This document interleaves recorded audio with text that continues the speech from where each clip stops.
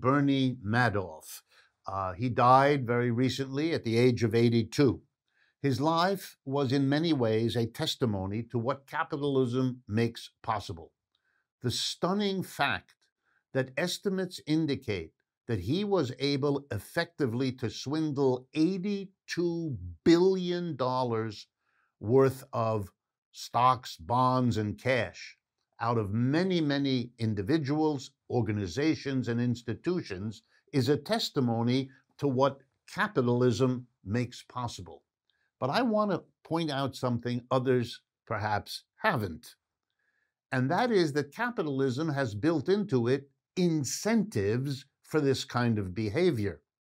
It was an incentive for him to take the money he got from later investors and use it to juice up the rate of return he could give to earlier investors, who thereby raved about how great he was at investing when he was basically just fudging the numbers, and he could build on this for decades.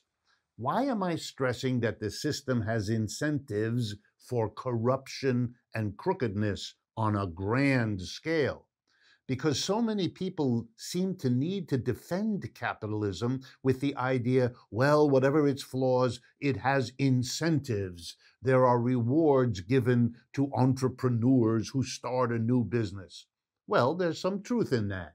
But it needs to be balanced with an understanding that this system has a set of incentives that produce disastrous results, corruptions that ruin large numbers of people, that misallocate huge amounts of resources that could have and should have gone somewhere else. Every system has a mixture of incentives, good and bad. And if you want to compare capitalism to socialism, for example, you'd have to compare what the incentives, good and bad, are for each system, rather than pretending that capitalism has incentives that are all charmingly positive without the negatives that the Bernie Madoff case puts right front and center.